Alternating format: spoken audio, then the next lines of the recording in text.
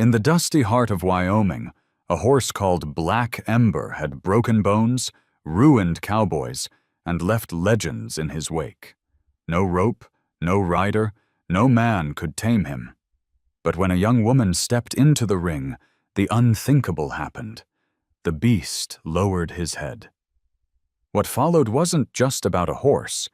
It was a revelation that ripped open 2 decades of silence, exposing a truth that shook a family, a town, and the man who thought he owned it all. The late afternoon sun stretched low over Cheyenne, Wyoming, casting long beams of gold across the dust-choked fairgrounds, where the annual livestock auction drew ranchers from every corner of the state. The air carried a mingling of scents: dry hay, leather worn smooth by work, and the tang of sweat from both horses and men. Pickup trucks lined the dirt road, their beds rattling with feed sacks and coiled ropes, while families climbed into the wooden bleachers, faces flushed with heat and anticipation. The auction wasn't just business here. It was theater, pride on display, and today Jacob Rourke, the man everyone in 3 counties knew, was the star of the show. Rourke stood tall at the center of the barn's ring, his silver belt buckle glinting each time the sunlight slanted through the rafters. At 60, his hair had gone to steel and his jaw to granite, but his voice still carried the weight of a man no one dared challenge. The crowd hushed when he raised a hand. Beside him, held by 3 men straining at the lead ropes, was a beast that seemed less like a horse and more like something conjured from the raw fury of the plains. Black Ember. The stallion's coat shimmered jet black, every muscle tight and restless, his nostrils flaring as if he breathed fire. A jagged white blaze slashed across his forehead, shaped like a flame, the mark that had earned him his name. He reared suddenly, hooves striking the air, and the handlers cursed, boots scraping deep grooves into the dirt as they fought to hold him. Gasps rippled through the crowd. Some men swore under their breath, while mothers pulled children close against their skirts. Jacob Rourke's voice rose above the chaos, gravelly yet deliberate, the kind of voice meant to cut through storms. 15 seconds, he declared, letting the words fall heavy into the silence that followed. Any man or woman who can stay on this devil's back for 15 seconds will own him, free of charge. The barn erupted with disbelief. Laughter, scoffing, mutters of madness filled the air. But beneath it all was the sharp spark of greed. 15 seconds. 1/4 of a minute. To own a horse like Black Ember would mean prestige, power, maybe even fortune. An old cowboy near the rails spat into the dust. "Ain't a soul alive can last 2 seconds on him," he said. "That thing'll tear a man in half before he knows which way's up." The stallion struck the ground, dust exploding around his hooves, his scream echoing like thunder, trapped inside the barn. The sound tightened every throat, because it wasn't just noise. It was defiance. It was a warning. Rourke leaned against the rail, his mouth twisting into something between a smirk and a dare. His eyes scanned the crowd, pausing on familiar faces. Ranchers who'd lost stock to wild mustangs, rodeo riders with bones healed wrong, young men burning for a chance to prove themselves. He saw the hunger there, the whisper that maybe they could be the one to do the impossible. Sheriff Howard, standing at the back with his hat low against the sun, shook his head slowly. He'd seen Rourke's games before, but this was more than a game. This was cruelty wrapped in spectacle. Black Ember wasn't some bronc raised for rodeo. He was wild blood, unbroken, captured from the high ridges and dragged into a world he refused to bow to. The sheriff's stomach twisted as the crowd's excitement built. "Come on then," Rourke barked. "Where's the cowboy with the guts? 15 seconds for a legend." For a long, stretched moment, no one moved. The only sound was Ember's labored breathing and the nervous shuffling of boots on dirt. Dust hung in the sunbeams like smoke, swirling in the thick silence. And then, as though fate had grown tired of waiting, a figure stepped from the shadows near the side entrance of the barn. A woman. She wore jeans scuffed pale at the knees, a button-down shirt faded from too many washes, and a crimson scarf knotted firm at her throat.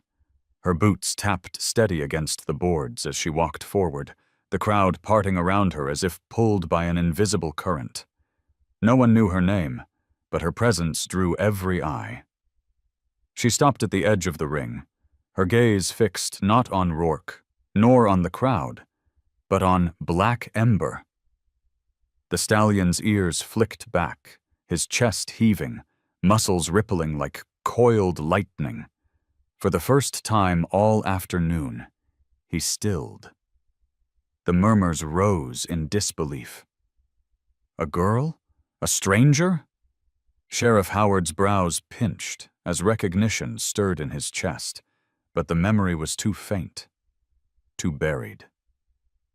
Rourke's smirk faltered just a fraction, his jaw tightening as he studied her. The woman placed a hand on the rail, her fingers curled tight around the weathered wood. Her voice, when it came, was low but steady. "I'll ride him." The barn went silent again, deeper this time. Somewhere a child whispered, "She's crazy." A cowboy barked out a laugh, but it fell flat against the weight of her words. Jacob Rourke's eyes narrowed, searching her face as though peering through decades of dust. There was something about the way she stood, the quiet fire in her stare, that tugged at a corner of memory he didn't dare touch. He clenched his jaw, then spat into the dirt. "Fine, but don't say I didn't warn you. He's not a horse girl. He's a storm wrapped in hide." The woman didn't flinch. She didn't even look at him. Her eyes stayed on Black Ember, and in the quiet, her lips curved into something not quite a smile, not quite a frown. A memory flickered in her chest. Her mother's voice, soft as a lullaby, whispering about a colt with fire on his forehead. The crowd leaned forward, waiting for the madness to unfold. The storm had only just begun. The crowd in the Cheyenne barn could not quite decide if they should laugh or hold their breath. The woman who had stepped forward didn't carry herself with the swagger of a rodeo rider or the bravado of a cowboy aching to prove himself. She looked ordinary, too ordinary for this stage. Her jeans were faded to a gray blue, her boots cracked and dulled, the crimson scarf around her neck the only flash of color against the dust. Yet the steadiness in her step carried a weight that silenced jeers before they fully took root. Sheriff Howard felt his chest tighten. He'd been standing at the edge of the bleachers, arms crossed, trying to make sense of why she looked familiar. It had been more than 20 years since he had last seen Mary Bennett. Sharp-eyed, stubborn Mary, who had worked at the Rourke stables until she left town under whispers and shadows. Howard remembered the baby she'd carried, remembered the storm that followed, and suddenly the shape of the woman in front of him fell into place. The jawline was Mary's. The fire in her stare was Mary's. He muttered under his breath, "Lord above." Jacob Rourke shifted uncomfortably at the center of the ring. His hands, always calm and controlled, flexed against the railing as if it burned his skin. He didn't want to look too long at her, because the more he looked, the more the years peeled away. There were echoes in her face, ghosts in her eyes. But he steeled himself, biting back whatever clawed at his ribs. The last thing he would do in front of this crowd was let memory undo him. The handler struggled to keep Black Ember still. The stallion stamped the ground, nostrils flared wide, the whites of his eyes flashing. Yet when the woman stepped closer, his violence faltered for a single breath. His ears twitched toward her, as though catching a note in the air that no one else could hear. The crowd saw it too. They leaned forward, whispering to one another, unease mingling with awe. "Name?" someone shouted from the bleachers. She lifted her chin, her voice clear. "Clara Bennett." The name rippled through the crowd like a stone dropped in still water. The surname was ordinary, one of many in Wyoming, yet to a few in the barn it struck with precision. Sheriff Howard exhaled sharply, his suspicion confirmed. He whispered it again. Bennett, as if the sound alone might conjure the memory of Mary standing at this very place with dreams bigger than the town could allow. Clara kept her eyes on Black Ember, not on the crowd, not on Jacob Rourke. Her heartbeat pounded against her ribs, yet her steps did not falter. She had grown up hearing stories of this horse, though in her memories he had been nothing more than a colt, a spirited shadow trailing behind her mother on the Bennett pasture. Her mother had whispered about the blaze on his forehead, a white flame no one could mistake, and had said, "Some creatures carry fire inside them. You can't break them. You can only walk beside them." Rourke forced a laugh, the sound brittle. "You? You think you can ride him?" Clara turned her head at last, her gaze cutting into him with a calmness that made the words in his throat dry up. "I didn't come here for your wager," she said. "I came because he remembers me, and I remember him." The silence that followed was different now, heavier, charged. The handlers glanced at Rourke for instruction, their knuckles white on the ropes. Ember tossed his head, muscles quivering beneath the sheen of sweat, but his eyes stayed fixed on the woman with the crimson scarf. A cowboy in the front row barked a laugh to break the tension. "She'll be dead before her boots hit leather." His words sparked a few nervous chuckles, but no one truly believed them. Something about the scene unfolding carried a gravity that silenced bravado. Sheriff Howard stepped forward, his voice steady but laced with urgency. "Clara, you don't have to prove anything to this crowd. That horse has ruined men twice your size." Clara's eyes softened when she met the sheriff's gaze. For a moment, the hard edges of her defiance slipped, revealing a glimmer of the girl she once was, the one Howard had glimpsed riding bareback across the prairie fields, her laughter trailing like birdsong. She shook her head gently. "I'm not here to prove anything, Sheriff. I'm here to remember. And maybe to remind him." Her words struck something deep in Rourke. He clenched his fists tighter, fighting the ache that surged in his chest. He remembered Mary whispering similar words once, long ago, when she had stroked the neck of a trembling colt with the same quiet fire. He had turned his back then, walked away from promises he hadn't been brave enough to keep. Seeing Clara now was like seeing the past step into flesh again, a reckoning he had not asked for but could no longer deny. The handlers, unsure of what else to do, let the rope slacken just enough for Ember to paw at the ground. Dust spiraled upward, the light catching each grain like sparks from a fire. Clara took a single step closer. Ember's ears pinned back, but he did not lunge. He snorted, head jerking, then froze when Clara lifted her hand, palm open. The crowd inhaled as one. Even the children who had been restless moments before sat still, their eyes wide. Ember's breathing thundered in the hush, but then something shifted.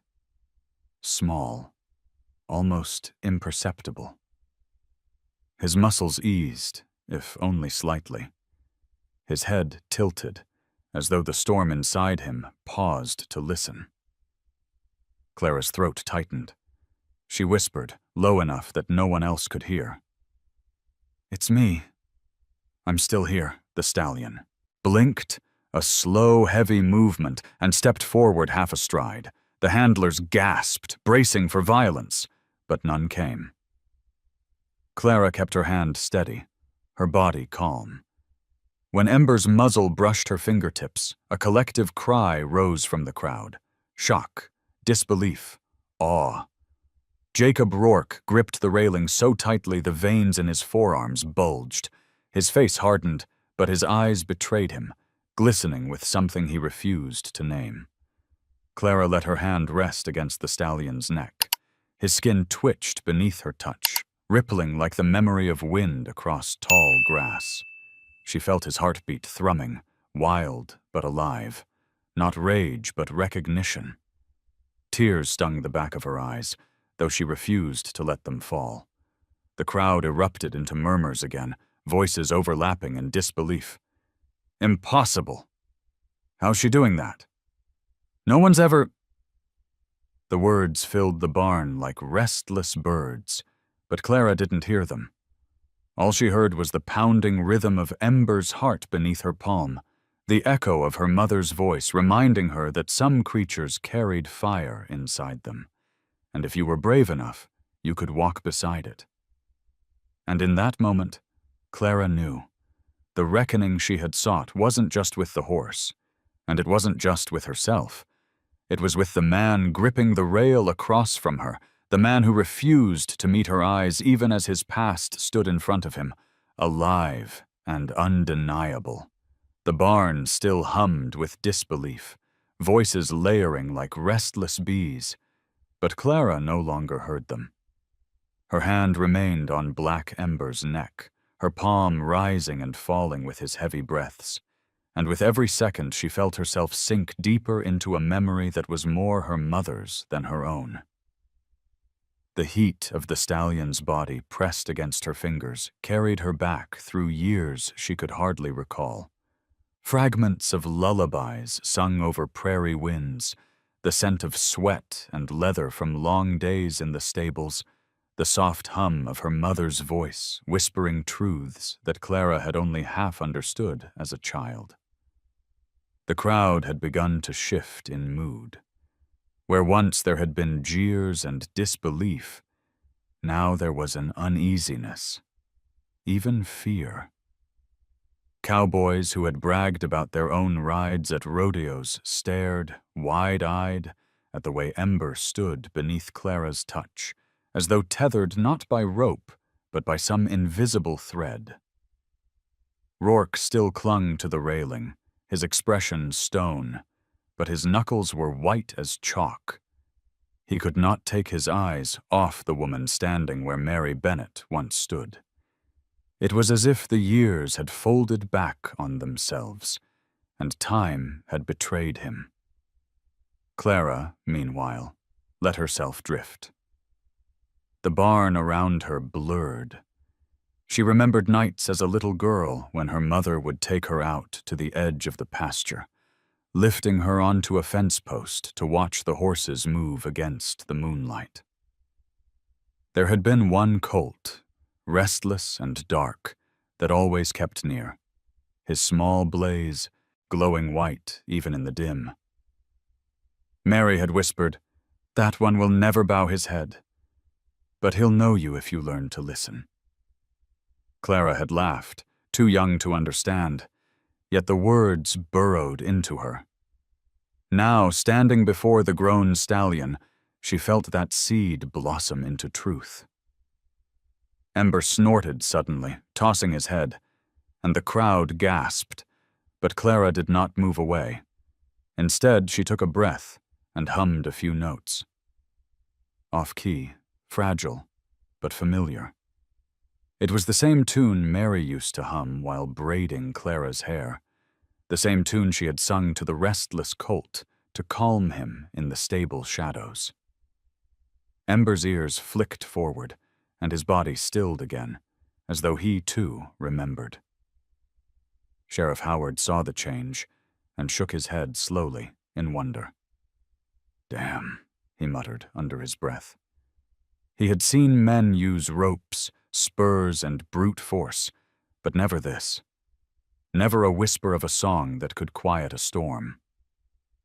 He glanced at Rourke and caught the shadow that crossed the man's face. Regret, guilt, recognition. It was all there, if only for a flicker. Clara let her hand slide from Ember's neck to his shoulder, her fingers tracing the line of muscle, feeling the shiver ripple under her touch. She whispered again, words soft as smoke. "You're not alone. I'm here." To the crowd, it looked like madness, a woman speaking to a beast, but to Clara it was a bridge, built from memory and blood, between her mother's past and her own present. The silence thickened until it pressed like a weight on everyone's chest. Then a voice broke it. "She's fooling herself," a cowboy called from the bleachers, his voice sharp with fear disguised as bravado. "That horse don't remember nothing. Give him a second and he'll tear her apart." But his words rang hollow. Even as he spoke, Ember lowered his head slightly, his breath huffing against Clara's sleeve, warm and steady. For the first time since he had been dragged into the auction ring, the stallion looked less like fury and more like fire banked, waiting to be guided. The crowd fell quiet again, and even the skeptic lowered his gaze. Clara's eyes burned.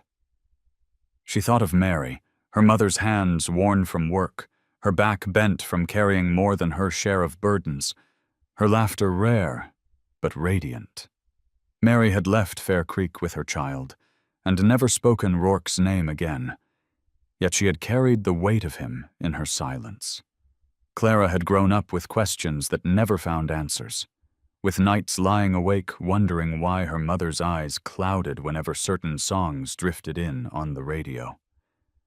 And always, in the back of her mind, the image of a colt with a flame on his forehead.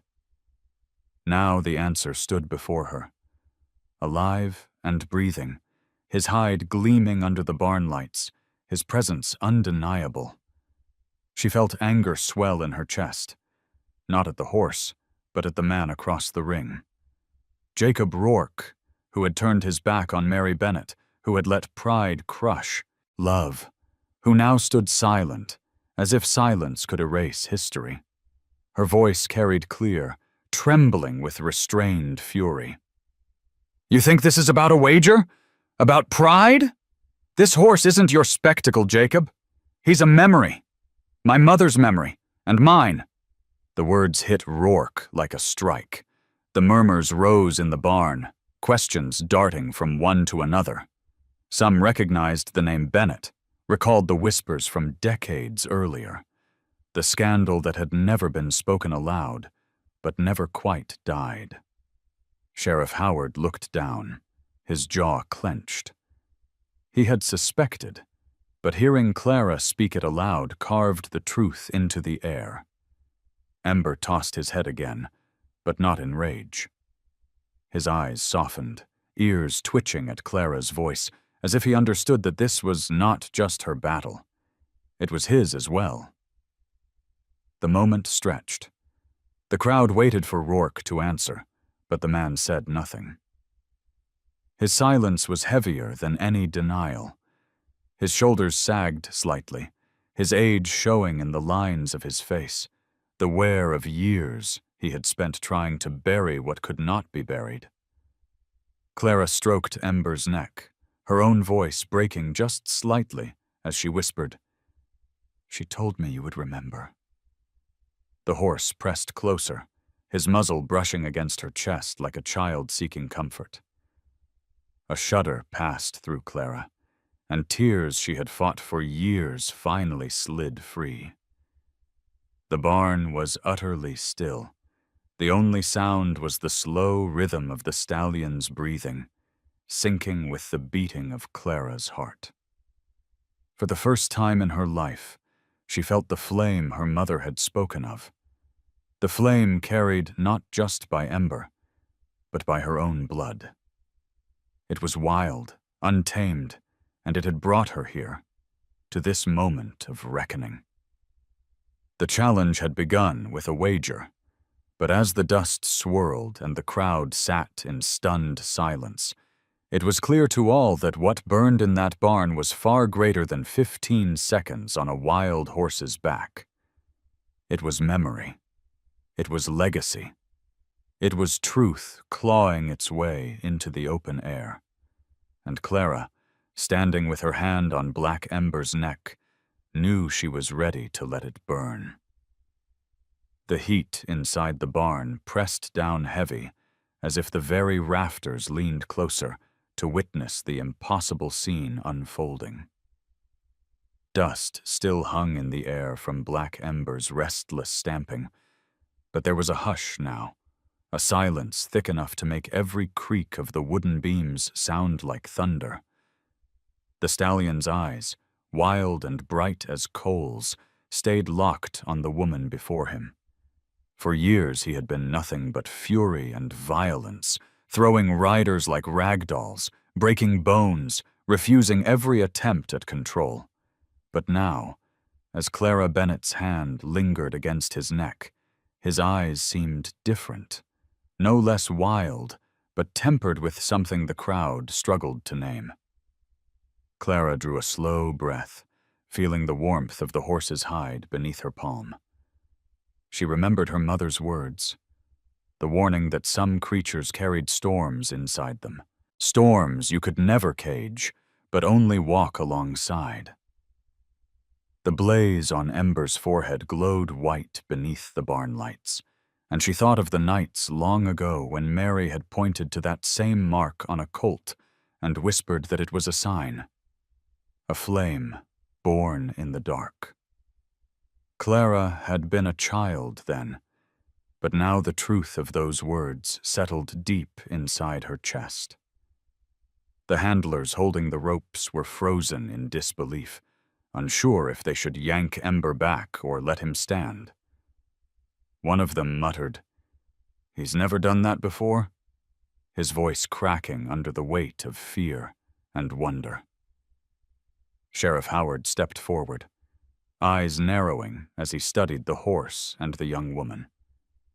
He had seen his share of rodeos, his share of bronc-busting disasters, but he had never seen a stallion this wild drop his head in quiet recognition.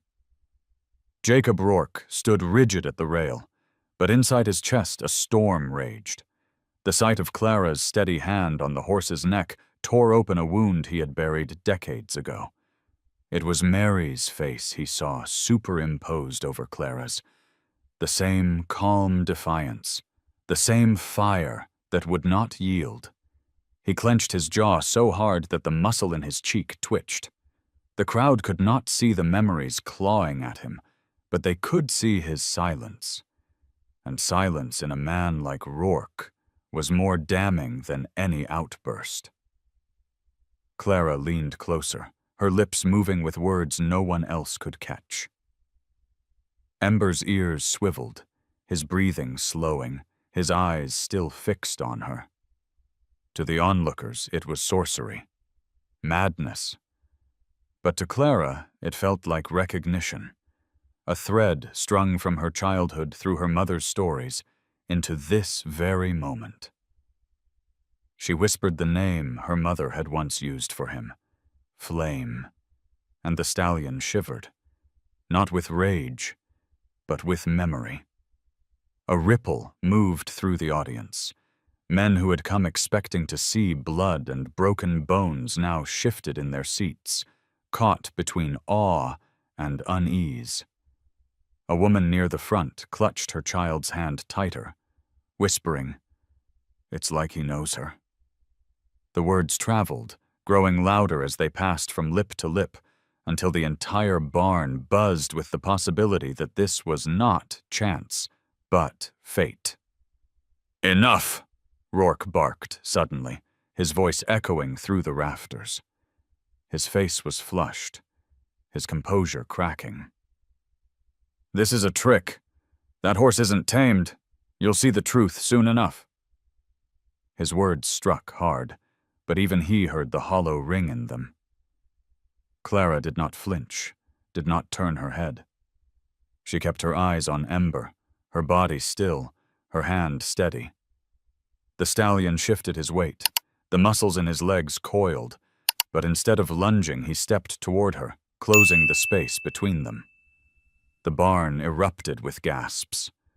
A cowboy muttered a prayer. Another cursed under his breath.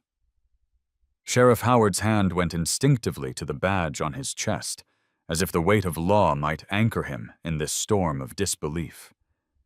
But Clara stood her ground. Muzzle brushed against her shoulder, his breath hot against her neck, and in that moment the crowd was convinced they were watching a storm surrender. Clara closed her eyes, letting the sound of Ember's breathing fill her. She thought of Mary again, her laughter in the kitchen, her silence when asked about Clara's father, her endless strength in the face of whispers that chased them out of town. She thought of how Mary had always carried something unspoken, and how now, standing in this barn, Clara finally understood. This horse was part of that silence, part of that memory, part of the truth Mary had kept locked away. The crowd leaned forward, waiting for violence, but what they saw instead was stillness. Ember lowered his head further, the flame-shaped blaze on his forehead nearly brushing against Clara's chest. It was an act no one had ever witnessed from him, not even the handlers who had fought to restrain him day after day. To the men in the barn, it looked like surrender. To Clara, it felt like trust. She stroked his neck again, her voice low but clear enough for the nearest Rose to hear. You're not a storm to be broken.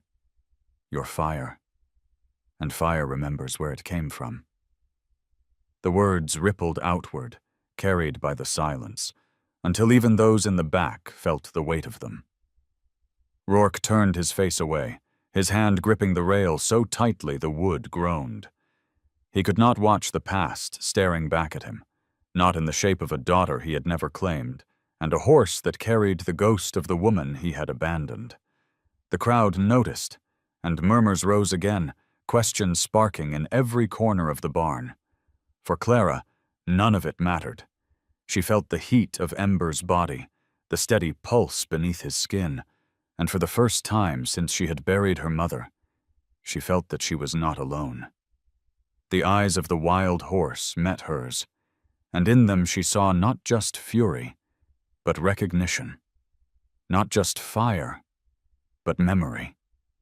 And in that moment, she knew that what bound them together was not chance, not spectacle, but blood and truth.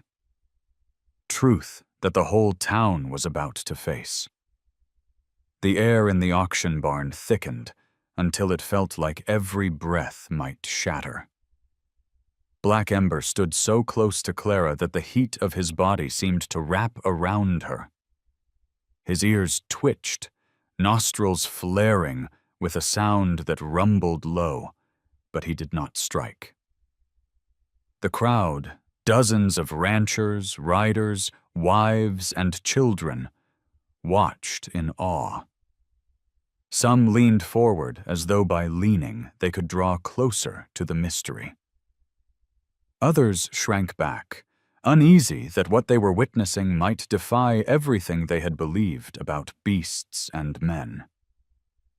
Jacob Rourke felt their stares turning toward him. He was the man who had declared this challenge, the man whose pride had filled these rafters year after year.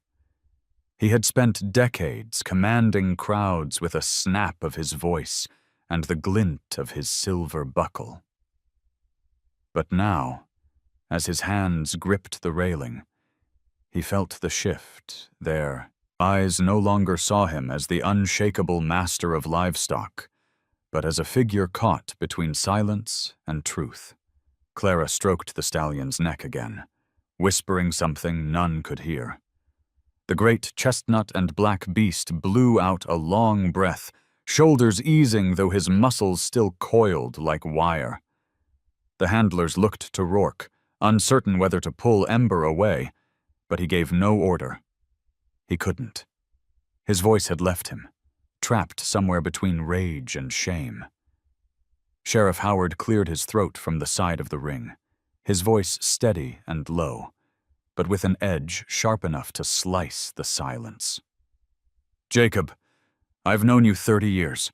I've seen you talk men down from fights and raise prices higher than a man could afford. But I've never seen you quiet like this. Why?"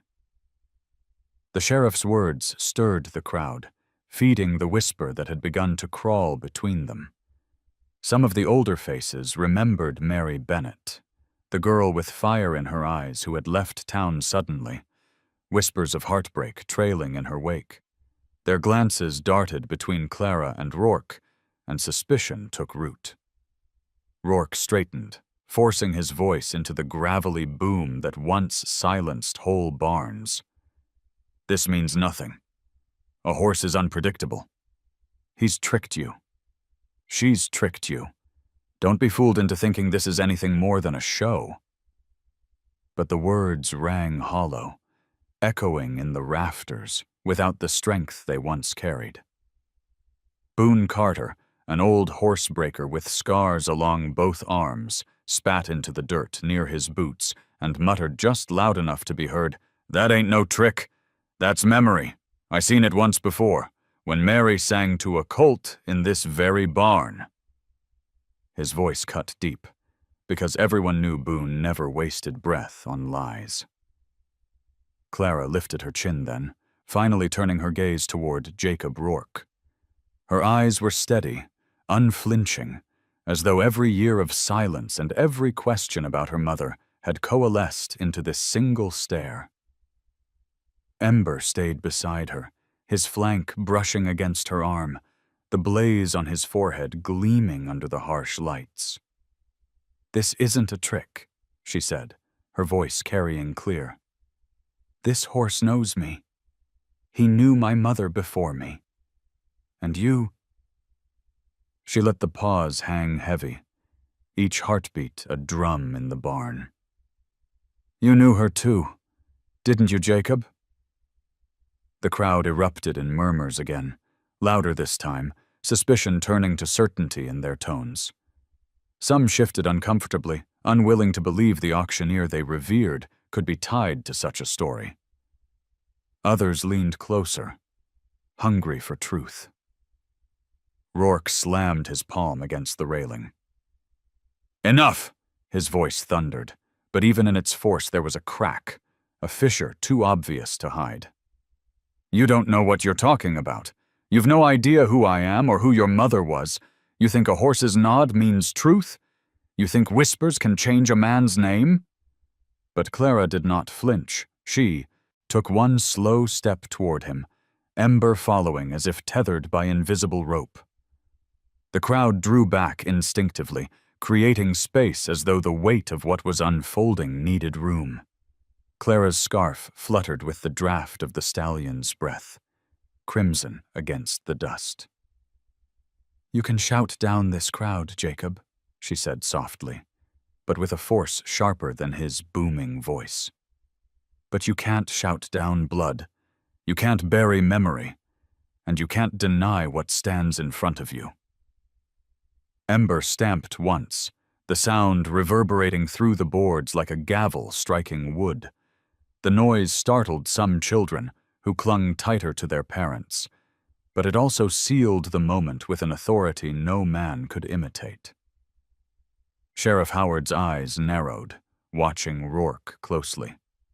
"She's not asking for spectacle. She's asking for truth, and you're the only one who can give it." The barn grew unbearably still.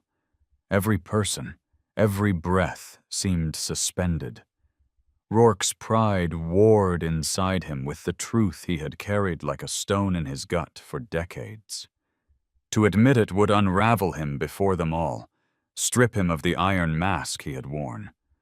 But to deny it now, with the fire of Mary's eyes staring at him from the face of this daughter, felt impossible. His lips parted, but no words came. Sweat glistened along his brow. He turned his face away, staring at the dust on the floorboards as if the answer lay there. The silence stretched so long that the murmurs began again, but now tinged with certainty. The silence was itself the confession. Clara reached up and laid her hand flat against Ember's blaze. The stallion lowered his head further, pressing into her touch, and she whispered just loud enough for all to hear, "You can't deny me. Not anymore." And in that moment, the weight of Jacob Rourke's pride cracked like dry timber. The crowd saw it, felt it. What had begun as a test of horsemanship had turned into a trial of truth, and the verdict was already written in the dust beneath their boots. The barn smelled of dust, sweat, and anticipation, a mixture that clung to the rafters as tightly as the whispers swirling through the crowd. Jacob Rourke still leaned hard against the railing, his jaw stiff, his silence speaking louder than any denial. The murmurs of the spectators rose and fell like waves breaking against the shore, accusations, awe, and disbelief mixing together into a storm of voices. In the ring, however, there was only stillness. Clara Bennett stood with one hand resting against Black Ember's blaze, her scarf lifting gently with every exhale from the stallion's nostrils. The two seemed frozen in their own world, a pocket of quiet that defied the chaos around them. Then, without hesitation, Clara turned toward the handlers, her voice cut clean through the air, steady and calm. "Take the ropes off him." The men blinked, unsure if they had heard her correctly. One shook his head violently. "Ma'am, that's suicide! This horse will tear the boards down." Clara's gaze never wavered. "He won't. Not with me." The demand rippled through the crowd, shocking in its audacity. Some shouted objections, others muttered prayers. Sheriff Howard stepped forward, his voice low but firm. "Let her. If she believes it, then let her prove it." His words carried authority, and slowly, reluctantly, the handlers obeyed. The ropes fell away, and for the first time since he had been dragged into this place, Black Ember stood unbound. The crowd held its breath, waiting for an explosion of fury, for hooves to fly and boards to shatter. But the stallion remained still, his muscles taut, his eyes glowing like coals as they stayed fixed on Clara. She moved slowly, lifting the worn saddle from the fence rail where Boone Carter had dropped it earlier. Her arms trembled with the weight, but her resolve did not falter. She stepped close, whispering under her breath words no one else could hear. Ember shifted his weight, pawing once at the dirt, then lowered his head as she pressed the saddle gently onto his back. The sound that filled the barn was not the scream of a furious horse, but the creak of leather settling against hide. Gasps broke from the bleachers. No one had managed to lay a saddle on him without being thrown or bitten, yet here he stood, tense but still. Clara's hands worked quickly, buckling the girth strap, her motions practiced though not polished. She had learned by watching, by helping at rescue stables, never imagining she would need the skill for this moment. When she was done, she let her hand rest once more on his neck, her touch light as breath. Jacob Rourke's heart pounded against his ribs. Every muscle in his face pulled tight. He wanted to shout, to stop this madness, but the words lodged like stones in his throat. He could not tear his eyes away from the sight of her, the echo of Mary in every gesture, every whisper. Clara placed her foot in the stirrup. The crowd rose to its feet, a wave of disbelief sweeping through them. Some cried out warnings, others egged her on, desperate to see if she would survive. Ember tensed, his muscles coiling like springs, but he did not bolt. With one swift motion, Clara swung herself onto his back. For a heartbeat, the world seemed to stop. Then the storm broke.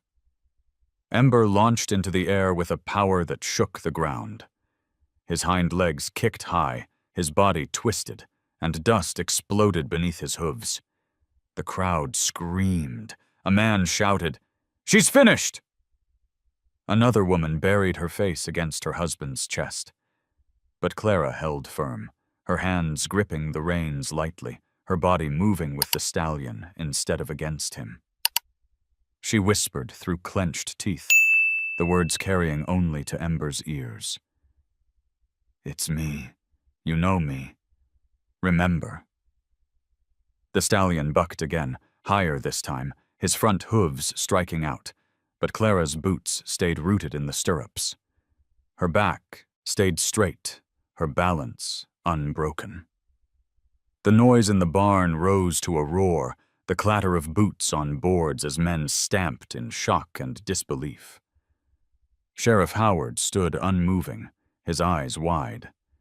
He had seen men with decades of experience thrown within seconds, bones snapped like twigs, but never had he seen a rider, least of all a woman, a stranger, remain calm atop the bestia. Boone Carter muttered a curse under his breath, his hands trembling as he gripped the rail. She ain't riding him. He's letting her. And Boone was right, for after the third violent buck, something shifted. Ember slowed, his movements less wild, his breaths ragged but measured. Clara leaned forward, her hands soft against the reins, and whispered again. Her words were not commands, not orders, but reminders. She told him of nights on the pasture, of a woman with soft hands and a strong voice who had once loved him as a colt. She told him he was not alone. The crowd fell silent as Ember stopped fighting. He reared once more, a final test, his front hooves slicing the air, but when he came down, he did not throw her. Instead, he trotted forward, his stride long and controlled, as though he had remembered who he was and who she was to him. Clara sat tall, her scarf trailing behind her, the crimson fabric catching the light like a flame. Children peered over the railings, their eyes wide with wonder. Men who had once mocked her now stood slack-jawed, hats clutched in their hands. Women whispered prayers of thanks, their eyes shining with tear. The barn had turned from a theater of cruelty into a sanctuary of awe. Jacob Rourke closed his eyes, just for a moment, because he could not bear the weight of what he was seeing. It was Mary, all over again. The way she had once soothed a frightened colt, the way she had looked at Jacob with fire and faith, the way he had walked away from both. His chest ached with the memory, with the knowledge that his pride had cost him everything. Clara guided Ember in a circle, her voice still low, her hand brushing his neck in rhythm with his stride. The stallion's ears flicked back toward her, his head lowering in something close to peace. She whispered one final word, the name her mother had once given him. Flame. And the wild horse, the storm in hide and muscle, obeyed. The barn erupted with noise, not laughter, not mockery, but stunned applause and shouts of disbelief. Men slapped their hats against their thighs, women clutched their children tighter, and the legend of Black Ember shifted in a single breath. He was no longer untamable. He had chosen. Clara slowed him to a walk, guiding him gently back to where Jacob Rourke still stood frozen at the rail. She looked down at him, her face unreadable, but her eyes blazing with something he could not escape. Pride, pain, recognition. All of it tangled together. "You see," she said quietly, her voice carrying in the hush that followed. "He remembers. And so do you." Rourke's mouth opened, but no words came. For the first time in decades, Jacob Rourke, the man whose pride filled every barn he entered, was stripped bare. The truth stood before him. In the daughter he had abandoned and the horse that would never forget, and there was nowhere left to hide. The barn smelled of trampled dust and leather oil, the kind of scent that clung to memory like an old wound. Black Ember stood steady beneath Clara, his massive chest rising and falling, every breath loud enough to echo against the rafters. The crowd had not sat back down. They were frozen, caught in that fragile space between disbelief and awe. Men who had laughed at her minutes earlier now held their hats pressed against their chests. Mothers clutched children tighter, not out of fear anymore, but because they sensed something larger than a contest had taken hold of this place. Clara's hands trembled against the reins, not from fear of the stallion beneath her, but from the weight of every eye staring at her and every memory clawing its way up from her chest. She felt her mother's presence, as if Mary stood in the sawdust beside her, whispering strength into her bones. Ember flicked an ear back, waiting for her voice. When she spoke, her words were not meant for the horse alone. "You all think this is about a challenge, about pride," she said, her voice carrying steady over the hush. "But this isn't about a wager. This is about blood." The words slammed into the silence like a hammer. The crowd shifted uneasily. A murmur rippled through the bleachers, suspicion sparking in whispers that passed from one mouth to another. Sheriff Howard stiffened, his hand twitching toward the brim of his hat. He had known it was coming, had seen the truth building in Clara's eyes, but still the bluntness of her declaration rattled him. Jacob Rourke's head jerked up, as if the air had been punched from his lungs. His jaw flexed, the vein at his temple pulsing, but no words came. He had lived decades commanding rooms like this one, his voice booming until men bowed and women hushed. Yet in this moment, with Clara's eyes searing into his tongue betrayed him. Clara swung her leg over and slid from Ember's back. The stallion shifted, his hooves scraping against the boards, but he did not bolt. He stood beside her like a sentinel, his shadow long against the barn floor. Clara took a step toward Rourke, her boots crunching softly in the dirt. Her scarf trailed down her back, catching in the light like a flame refusing to die. "You knew my mother," she said. "You knew Mary Bennett. You knew her better than anyone, and when she needed you, you turned away." The crowd gasped as the name broke into the open. Some of the older ranchers exchanged looks, their memories scraping back through years of gossip they had long buried. A few women covered their mouths. Boone Carter muttered a curse under his breath, though no one could tell if it was for Clara's boldness or for Rourke's shame. Rourke shook his head slowly, his hands tightening around the railing until the wood creaked. "You don't know what you're saying," he rasped. "You don't know the truth." "I know enough," Clara replied, her voice steady though her chest burned with every word.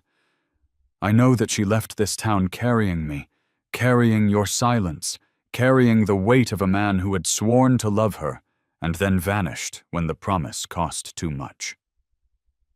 Her words cut sharper than any blade. The barn went still again. Every sound, the shifting of saddles, the restless coughs, even the shuffling of boots, ceased as if the walls themselves strained to listen. Ember nickered low, his muzzle brushing her shoulder as if to steady her. Rourke's face flushed red, then paled to gray. He wanted to roar, to deny, to drown out her voice with the booming authority that had served him for decades. But when he opened his mouth, the only sound that came was breath. He turned his head away, eyes searching for escape among the planks and posts of the barn. Sheriff Howard's voice broke the silence, calm but edged with steel. "Jacob, is it true?" The question hung heavy, impossible to ignore. The sheriff's authority carried weight. It wasn't just Clara asking anymore. It was the town. Rourke swallowed hard, his throat working visibly. At last he said, "She doesn't understand. She's confused. Mary was... she was..." His words faltered. He looked back at Clara, and for the first time allowed himself to see it fully. The fire in her stare, the tilt of her jaw, the echo of Mary's courage alive in her flesh. His voice dropped to a whisper. "God help me. She was everything." Gasps rippled through the crowd. Rourke's attempt at denial collapsed beneath the weight of his own confession. Clara's knees felt weak, but she refused to let her body yield. She stood straight, her voice rising for the first time. "You left her. You left both of us. But you can't leave this truth behind. Not anymore. Not when the horse you thought was untamable remembers me better than you do." Ember stamped his hoof, the sound like a drumbeat sealing her words. Dust leapt into the air, dancing in the shafts of sunlight cutting through the rafters. The crowd's murmurs built again, no longer in disbelief but in judgment, in recognition of the reckoning unfolding before them. Rourke's face crumpled, pride and shame warring across every line. He had built an empire from livestock and grit, but in this single moment, that empire cracked. What stood in its place was not the feared auctioneer, but an old man confronted by the blood he had tried to forget. Clara felt tears burning hot behind her eyes, but she held them back. She would not give him the satisfaction of seeing her break. Her voice was sharp, carrying across the barn. "This isn't about winning a horse, Jacob. This is about the truth you buried." And today the whole town heard it. The barn erupted, not in laughter, not in applause, but in the restless roar of voices grappling with revelation. Some shouted that she was right, others muttered excuses for Rourke, but no one could look away. The reckoning had begun, and there would be no turning back. And through it all, Black Ember stood by Clara's side, his head lowered, his ears angled toward her, as though the fire in his blood had always known the fire in hers. The barn had become a crucible, heat and silence pressing down until the walls seemed to sweat. Outside, the Wyoming sun burned low across the horizon, throwing sharp beams of amber through the slats in the wood, but inside, all light seemed to fall on Clara and the man she confronted.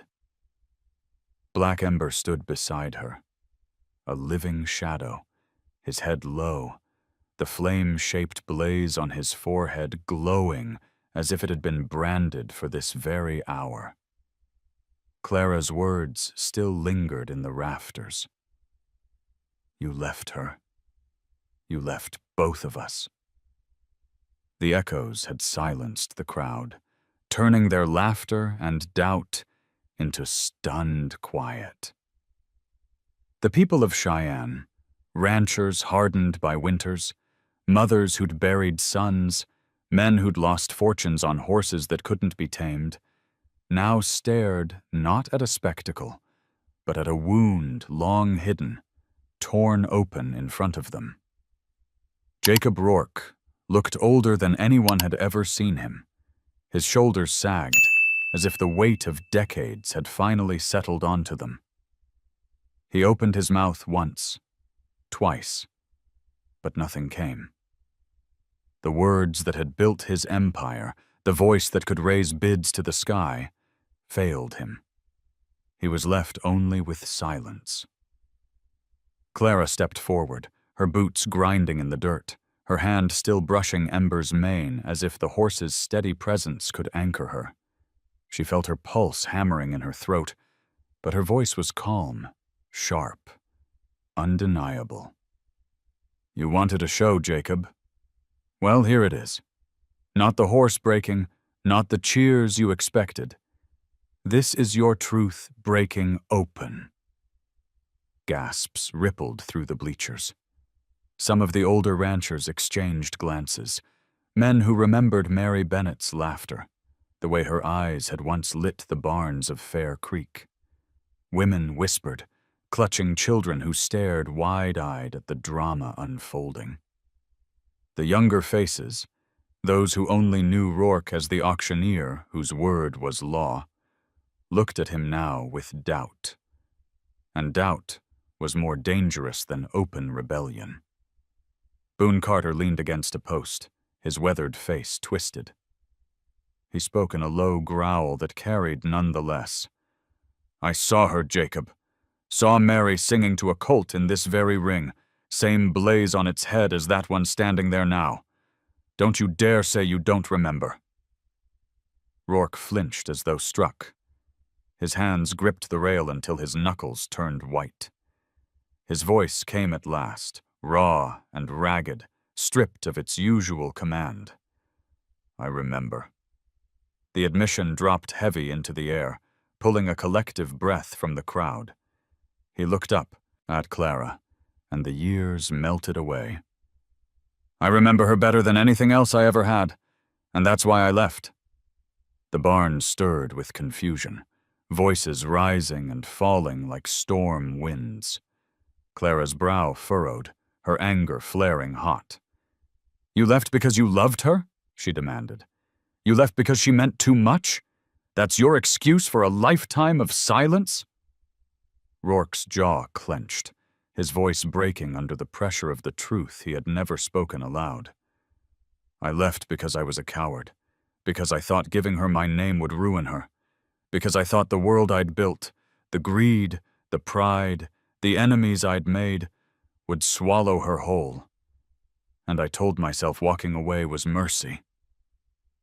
His eyes, red-rimmed, darted toward Ember. "But every damn day since I knew it was nothing but fear." A low cry slipped from somewhere in the crowd, maybe from one of the women who had known Mary, maybe from someone who recognized the bitter taste of regret. Sheriff Howard stepped forward, his boots striking the boards with deliberate weight. His voice was solemn, grave as judgment. "Jacob, what you did wasn't mercy. It was abandonment. And no excuse will scrub it clean." The sheriff's words hit like the swing of a gavel. Rourke's chest heaved. His face, weathered and proud, crumpled in a way no one in that town had ever seen. He lowered his hat, not in greeting, but in shame, his gray hair catching the last light. Clara's throat tightened.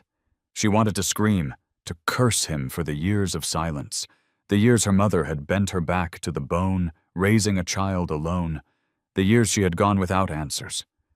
But standing there, with Ember pressing his muzzle softly against her arm, what came out was quieter, but sharper than rage. "You don't get to call yourself my father now. You don't get to undo the nights she cried, or the days she carried me while the town whispered. You lost that right." Her words sliced through him, and Jacob staggered back a step as though his body had taken the blow. His lips trembled, but no argument came. Pride had no place here. It had been stripped bare. left bleeding on the barn floor. The people of Cheyenne shifted uneasily. Some shook their heads, unwilling to let go of the man they had admired. Others nodded grimly, justice written across their faces. Irene Kavanaugh, the town's oldest gossip, stood at the back with her cane planted firm, her eyes burning brighter than any lamp. "She's right," Irene said loudly, her voice carrying. "We all knew Mary deserved better, and we stayed silent, just like him." The words rippled outward, spreading guilt among the crowd. Whispers of agreement rose, and for the first time the judgment was not just on Jacob Rourke, but on the whole town that had turned its back on Mary Bennett. Clara looked at them all, her chest heaving, tears burning at the corners of her eyes, though she fought them. She carried this truth alone. "I won't. Not anymore." Ember lifted his head. Ears pricked, his breath loud in the still barn. He stamped a hoof against the dirt, a sharp sound that made everyone flinch. To Clara, it felt like punctuation, the mark of finality on what had been buried too long. Jacob Rourke raised his head at last, his eyes hollow. He looked at Clara, then at the horse beside her, and for the first time in his long, proud life, he whispered words no one thought they would hear from him. "I was wrong." And with that, the wound that had been hidden for 20 years was torn open fully, raw and bleeding before the eyes of the town. The barn was silent once more, but it was not the silence of spectacle. It was the silence of reckoning, heavy and unavoidable, a silence that would not fade when the dust settled. The barn had fallen into a silence so deep it seemed the beams above might creak under its weight. No one moved, no one even dared cough. The dust floating in the golden shafts of light looked suspended in air, caught in the stillness that followed Jacob Rourke's whisper. "I was wrong." It was a phrase the people of Cheyenne had never imagined hearing from the man whose pride had built walls thicker than stone. Yet here he stood, his hat dangling limp in his hands, his face pale and weathered, his eyes fixed not on the crowd, but on the daughter he had never claimed. Clara didn't move either. Ember's shoulder pressed warm against her side, grounding her as her knees threatened to give way. She had dreamed of this moment in countless variations, angry confrontations, tearful revelations, bitter denials. But never had she imagined Jacob Rourke standing before her stripped of all armor, his voice ragged with a confession no amount of years could soften. The crowd rustled, their whispers gathering like wind before a storm. Irene Kavanaugh leaned heavy on her cane, her sharp voice cutting through the murmurs. "Go on then, Jacob. Tell her. Tell us all what you've kept buried." Rourke swallowed hard, his throat bobbing like a man about to face a hangman's noose. He looked down at his boots, dust clinging to the cracked leather, then raised his gaze to meet Clara's. His eyes were bloodshot, not from drink or exhaustion, but from the force of holding back tears he'd never allowed himself to shed. "When your mama told me she was carrying you," he began, his voice hoarse, "I was 25 years old and thought myself a king. I had land, money coming in from auctions, and enough pride to fill every acre of Wyoming. But what I didn't have was courage. Not the kind that matters. When she told me, I panicked. I told her I needed time. Time to think, time to figure it out. Truth is, I wasn't thinking at all. I was running." Gasps sounded in the bleachers, though quiet ones. A few men shook their heads. Some women pressed hands to their mouths. Clara's heart pounded, each beat echoing the words her mother had never spoken, aloud, but had carried in her silence. Rourke's voice cracked. "I told myself lies to make it easier. Said to myself Mary deserved better than a man like me, that giving her my name would tie her to the enemies I'd made, to the debts and fights I was drowning in. I told myself leaving was protecting her, but that was just a coward's excuse. He dropped his gaze, shame etched deep into the lines of his face. I wasn't protecting her. I was protecting me. The barn shifted, the people's judgment heavy in the air.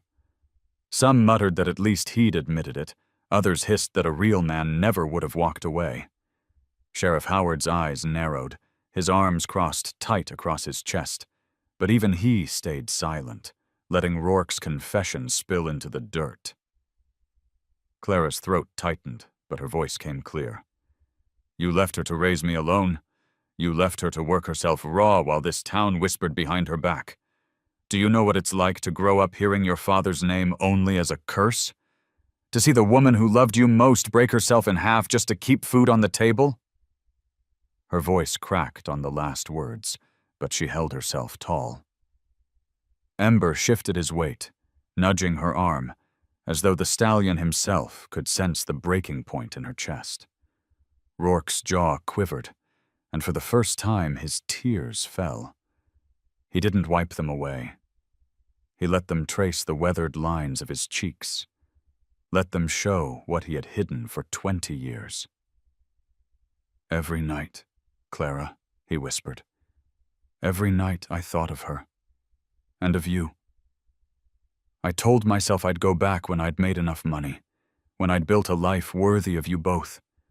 But the years kept rolling, and my pride built walls I couldn't climb. And by the time I heard she was gone, he faltered, pressing a fist against his mouth as his voice broke. By the time I heard, it was too late. The crowd was utterly still. Even the restless children seemed hushed by the gravity of his words.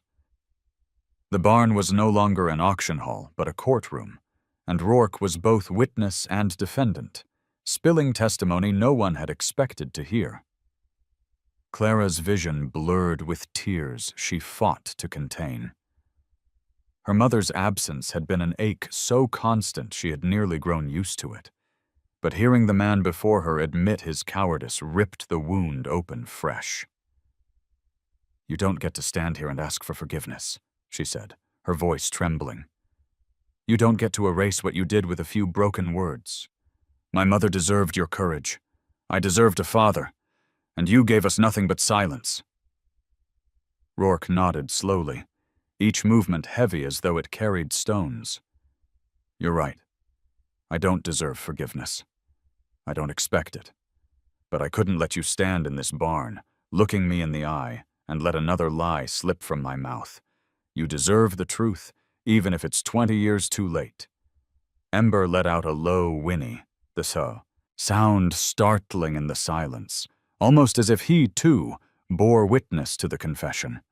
The stallion stamped once, dust rising like smoke around his hooves. Clara laid her hand on his neck again, grounding herself. The crowd murmured, some voices sympathetic, others condemning. A rancher shouted, "Took you long enough, Rourke." Another muttered, "Least he said it. Most men wouldn't." The weight of judgment shifted back and forth, but the truth had been spoken, and no one could take it back. Clara felt her chest heave, as though the barn itself pressed down on her. She met Rourke's eyes one final time. "You can't undo the past," she said softly. "And you can't call yourself my father just because you finally found your tongue. You chose pride over us once. That choice doesn't vanish." Her words sliced through the barn like a brand through flesh. Rourke closed his eyes, his body sagging with the weight of her verdict. He set his hat back on his head, not with pride, but with the solemnity of a man who had finally been stripped bare. The silence that followed was not the hush of anticipation, but the echo of a wound laid open, a reckoning the whole town had witnessed. The people shifted uneasily, knowing they had seen something raw, something unrepeatable. The auction had ended, but the trial of Jacob Rourke had only just begun. The night had fallen heavy over Cheyenne by the time Clara led Black Ember out of the barn. The moon hung low, pale against the dark sweep of sky, and the air was sharp with the cool bite of early spring. The crowd had dispersed slowly, in clusters of whispers and sideways glances, their faces unsettled by what they had witnessed. They had not come for a confession, or for the unraveling of their proudest auctioneer. They had come for spectacle, and left carrying the weight of a reckoning they would not forget.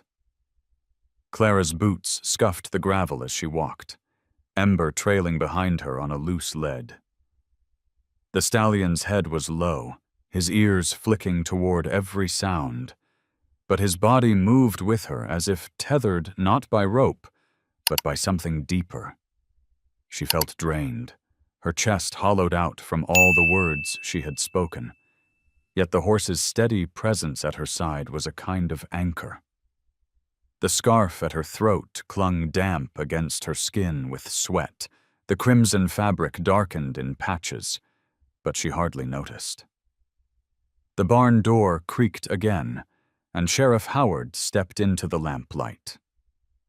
His shoulders looked heavier than they had hours earlier, as though he, too, bore the burden of what had unfolded. He cleared his throat, his voice rough with exhaustion. "Clara!" She turned, her jaw still tight, her eyes rimmed red but defiant. "If you came to tell me I went too far, save your breath." Howard shook his head slowly, the lines on his face etched deep. "No.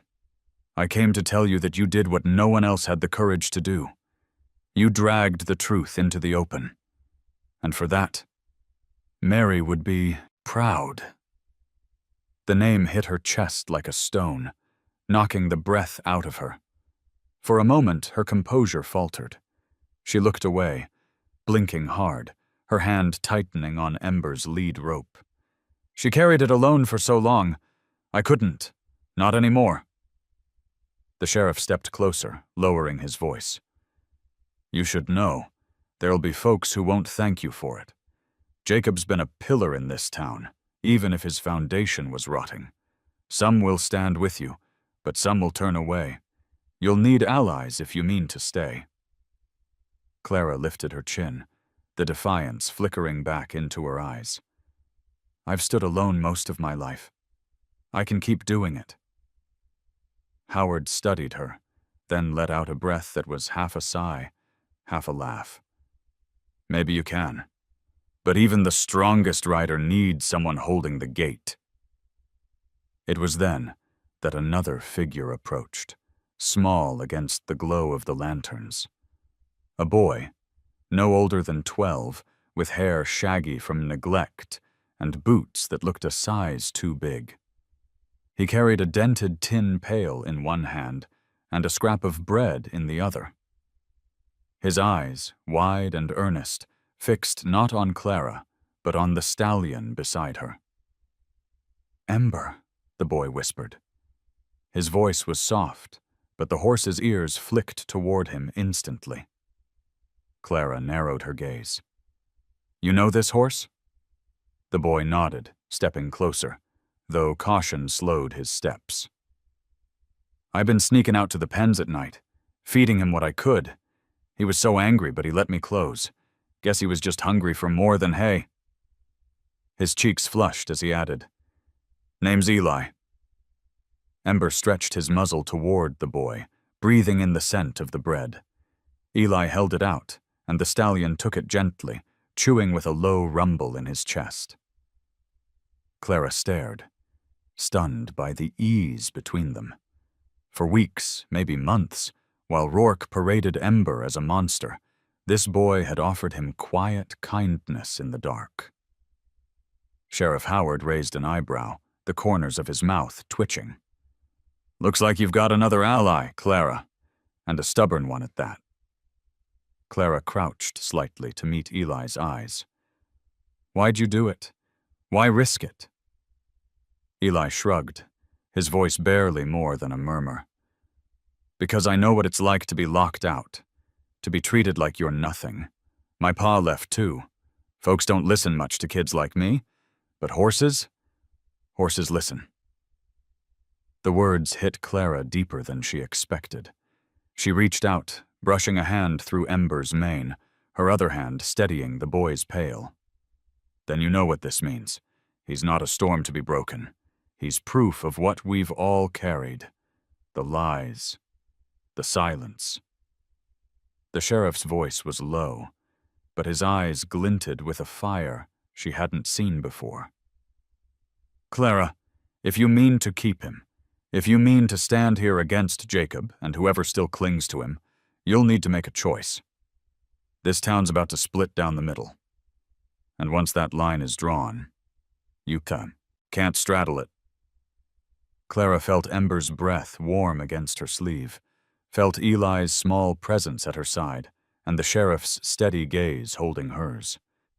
She thought of her mother again, of the way Mary had sung in quiet moments when she believed no one listened. She thought of the years of silence, the years of carrying questions with no answers. And then she spoke, her voice firm. I'm not leaving. He's mine now, not because of a wager, but because he remembers. And because through him, I remember too. If this town wants to turn against me, let them. I won't walk away the way he did. Sheriff Howard nodded once, slow and deliberate, as though sealing a pact. Eli grinned shyly, clutching his empty pail. Ember tossed his head, the flame on his forehead catching the lantern light, burning bright against the night. The barn door shut behind them with a final creak, leaving Jacob Rourke alone in the shadows of his empire. He sat heavy on the rail, his hat low over his eyes, the echo of Clara's words still hanging in the dust. For the first time, Jacob felt not like the master of men and beasts, but like a man who had lost everything to his own silence. And across the darkened yard, Clara walked with Ember and Eli at her side, her shoulders squared, her path no longer uncertain. She had found allies in the most unlikely of places. The battle ahead would be fierce, but for the first time in years, she did not feel alone. The next morning, Cheyenne woke to a storm of whispers. In the diners, at the feed store, even in the narrow aisles of the hardware shop, people leaned over counters and spoke in voices sharp with judgment or hushed with sympathy. Clara Bennett's name was on every tongue, spoken with equal parts awe and suspicion. The events in the auction barn had spread like wildfire, each telling more dramatic than the last. Some swore she had bewitched Black Ember with sorcery. Others insisted she had been born with her mother's gift, and a few whispered she was Jacob Rourke's blood come back to haunt him. Clara felt the weight of it as she walked Main Street with Ember tied at a loose lead. The stallion's dark coat shimmered beneath the weak morning sun, his blaze bright as if freshly painted. People stopped and stared openly, their faces masks of conflicted curiosity. A woman drawing water outside the cafe nodded respectfully before quickly turning her back. Two ranch hands spat into the dirt and muttered loud enough for her to hear. She's just looking for his land. Ain't no other reason. Eli trailed behind her, small shoulders hunched under the scrutiny. He carried a bundle of hay under his arm, determined to help, though it was nearly too heavy for him. Clara caught his eye and gave a faint smile, but her stomach churned. She was no stranger to being watched. As a child, she had lived with the whispers that followed Mary Bennett everywhere. But to carry them now, in her mother's absence, was heavier than she expected. At the far end of the street, Sheriff Howard stood on the wooden porch of his office, arms folded across his chest. His presence alone quieted some of the mutters, though he said nothing. His eyes tracked Clara and Ember until they disappeared around the corner toward the stables. Only then did he step down into the street, tipping his hat against the glare of the sun, his face unreadable. Inside Boone Carter's stable, the air smelled of straw and leather polish. Boone himself leaned against a post, chewing thoughtfully on a piece of straw as Clara led Ember into an empty stall. The old horsebreaker's face was creased deeper than saddle leather, his eyes narrow as he watched the stallion move with surprising calm. Never thought I'd see the day," Boone muttered. "That beast walking quiet beside anybody, let alone you?" Clara wiped her hands across her jeans. "He's not a beast. He just needed someone to listen." Boone spat into the dirt. "Maybe so, but don't think that'll change the minds of folks out there.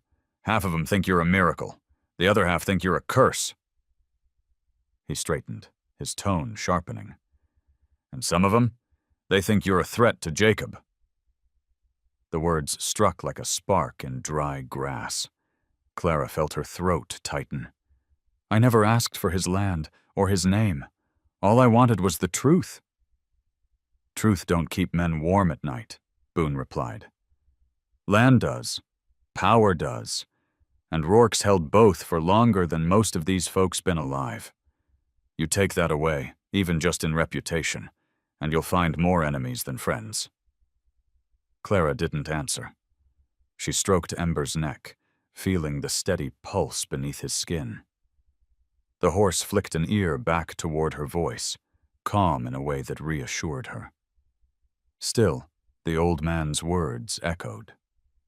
She knew too well that towns built on pride and silence rarely gave up either without a fight. That evening, the division became visible. Outside the saloon, men clustered around, arguing loud enough to echo down the street. One voice shouted that Clara had brought shame to the town by humiliating Rourke. Another countered that it was Rourke's shame all along. Inside the cafe, Irene Kavanaugh told anyone who would listen that Clara had done what none of them had the courage to do, her cane tapping like a judge's gavel with every word. Yet at the feed store, the whispers turned uglier, words like liar and schemer thrown around as easily as coins on a table. Eli heard them too. He tugged at Clara's sleeve that night as they bedded Ember down in the stable. "They're saying you're after money," he said, his voice small. "They're saying you tricked him." Clara knelt to meet the boy's eyes. "Eli, people say a lot of things when they're afraid.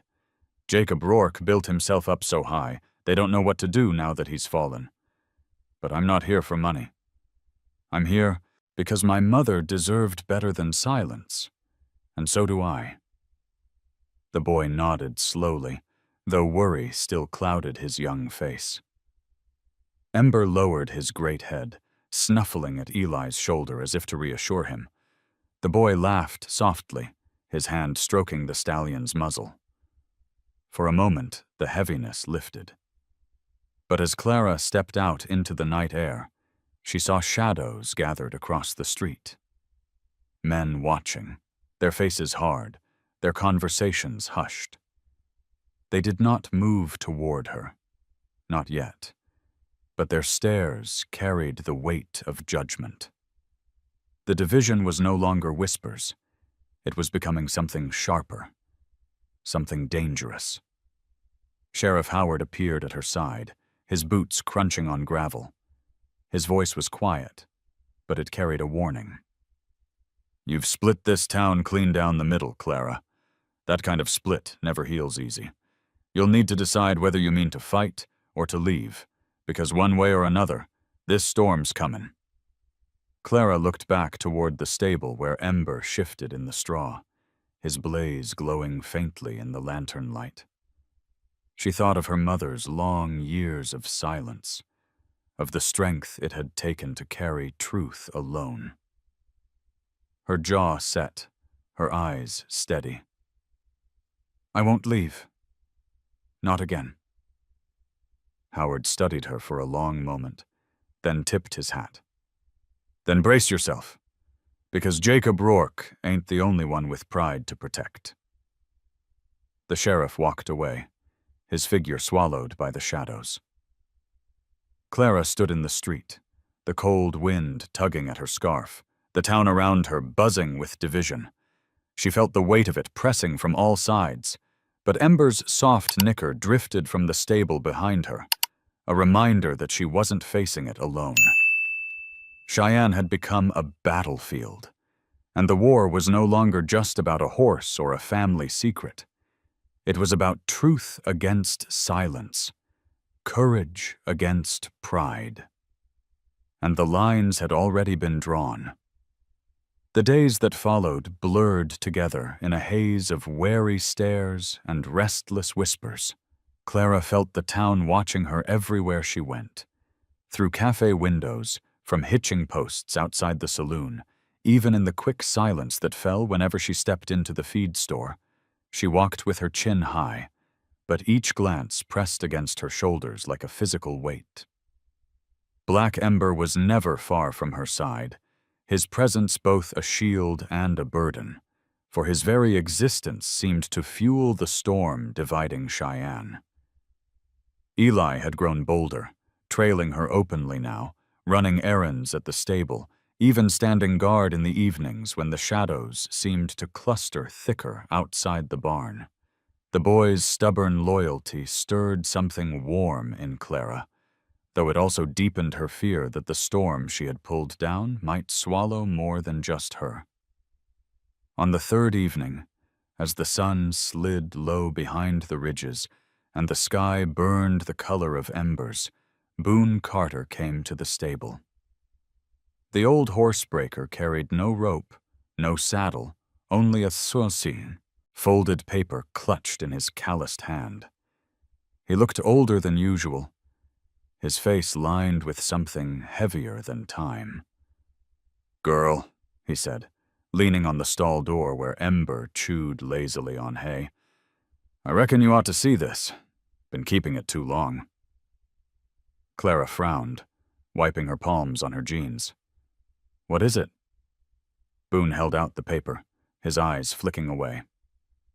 "A letter. Jacob wrote it 20 years ago. Gave it to me one night when the bottle had loosened his tongue. Told me to deliver it to Mary. I never did. Thought it was better that way.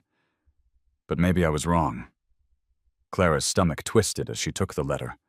The paper was yellowed, the edges soft with wear, as though Boone had handled it more than once in hesitation.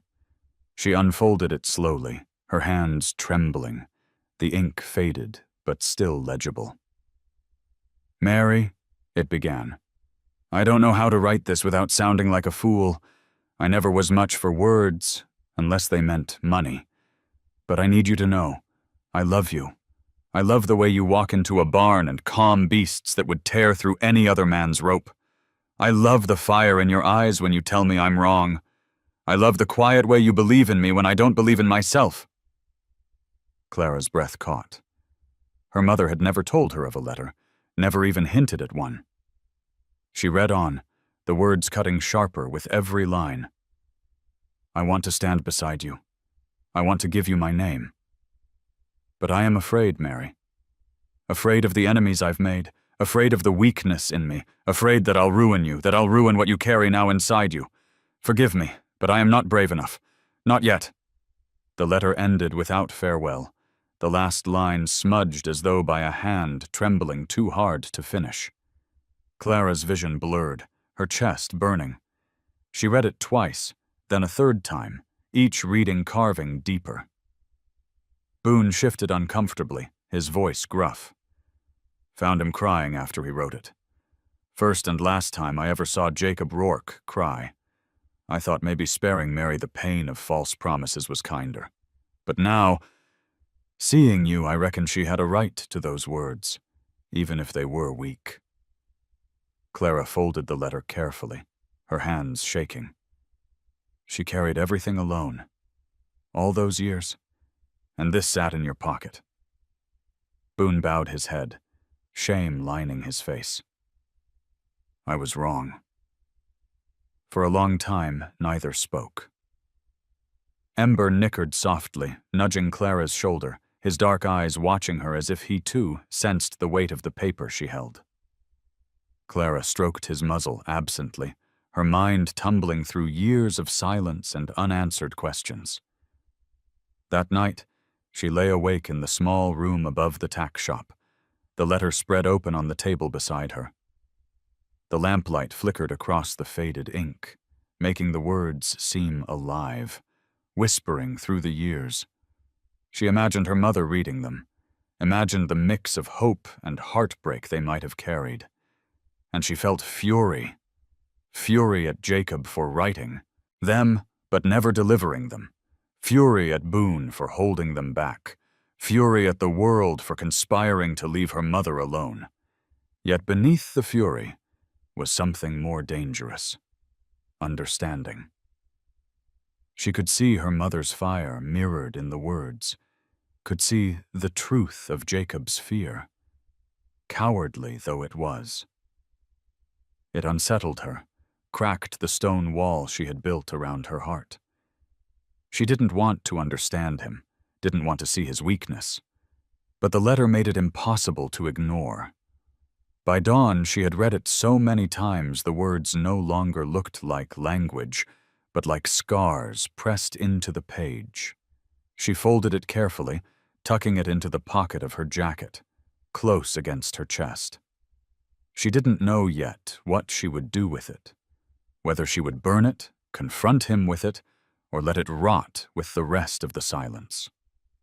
When she stepped outside, the town was already awake, gossip drifting down the street like smoke. Two men glanced her way and fell silent. A woman clutching her child crossed to the other side. The division was sharper now, a line drawn through Cheyenne. Clara felt it cut her in two, the weight of the letter pressing like a brand against her heart. Eli appeared beside her, his small face serious. "You didn't sleep," he said simply. "No," Clara admitted.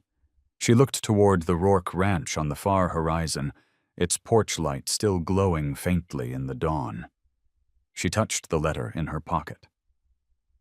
"But I think he didn't either." Black Ember stood at the gate, his blaze bright in the early light, his ears pricked toward her as if he too waited for what came next.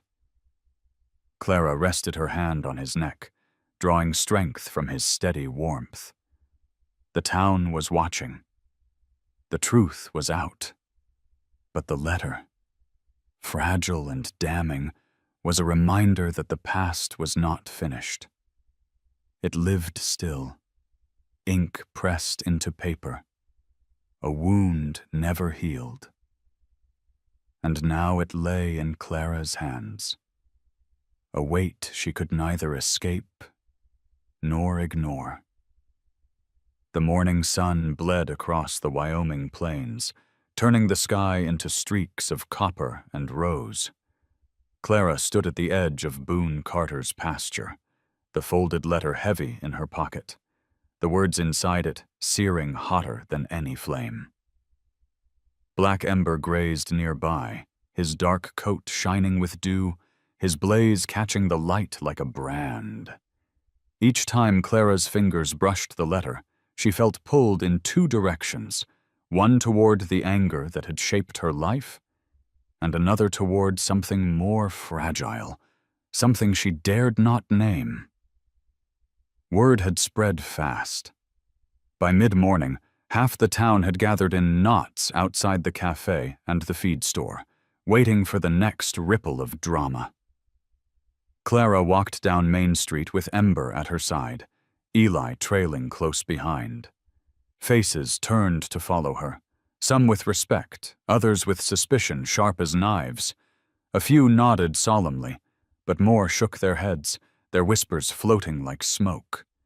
She wants his land. She wants his name. She wants revenge. Sheriff Howard intercepted her at the crossroads, his eyes grim. "Clara," he said, tipping his hat, "Jacob's been restless since that night. He hasn't spoken to anyone but Boone. But this morning he sent word. Clara felt her chest tighten. What word? Howard studied her a moment before answering. He's ready to give you the ranch, the deed, all of it. The word struck harder than any whisper in town. The ranch was Jacob Rourke's empire, the symbol of his pride and power. To hand it over was more than an offering. It was an admission that the life he had built now belonged not to him, but to the daughter he had denied. Clara's breath caught, her fists curling at her sides. I don't want his land, she said, her voice sharp. I never asked for that. Howard's gaze softened. Maybe not, but sometimes the things we don't ask for are the very things that force us to decide who we are. That evening, Clara saddled Ember and rode alone. The stallion moved with a strength that thrummed beneath her, his hooves drumming across the prairie like a heartbeat. She rode until the town lights faded behind her, until only the wind and the whisper of grass surrounded her. The letter pressed against her chest with every stride, as though demanding an answer. She stopped at the ridge overlooking Rourke's land. The ranch sprawled below, fences stretching across golden fields. The house crouched against the horizon with its porch light flickering faintly.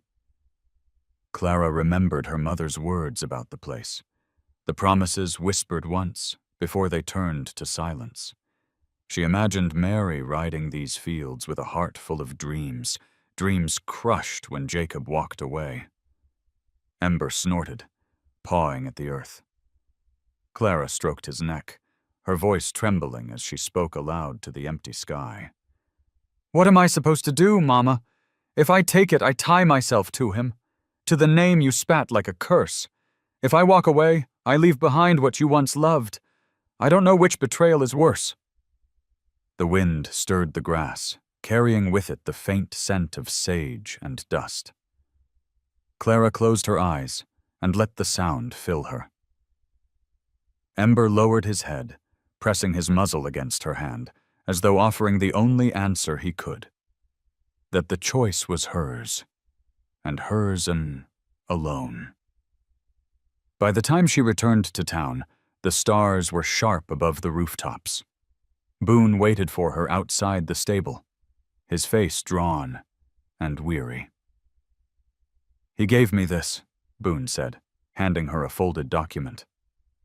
The deed, signed and sealed. He said it belongs to you now. Clara stared at the paper, her stomach twisting. The weight of ink and signatures felt heavier than stone. She didn't unfold it, didn't want to see her name tied to his. I can't, she began, but Boone interrupted. You don't have to decide tonight. But don't fool yourself, girl. This land isn't just his. Your mama gave her heart to it once. And that horse out there, he was born of these fields. If you turn your back on it, you turn your back on her too. The words struck deep. Clara's breath hitched, but she said nothing. She tucked the deed into her jacket, the paper stiff against her chest alongside the letter. Two weights, one of truth and one of legacy, pressing against her like twin burdens. She spent the night pacing the stable, Ember's dark eyes following her with every step. Eli dozed in a corner, curled under a blanket, but even in sleep his small face looked troubled. Clara leaned against the stall door, staring into the horse's steady gaze. You're part of this too, she whispered. If I stay, it's not for him. It's for you. For her. For us. The stallion shifted, lowering his head until his blaze brushed against her shoulder. Clara closed her eyes, letting the warmth steady her.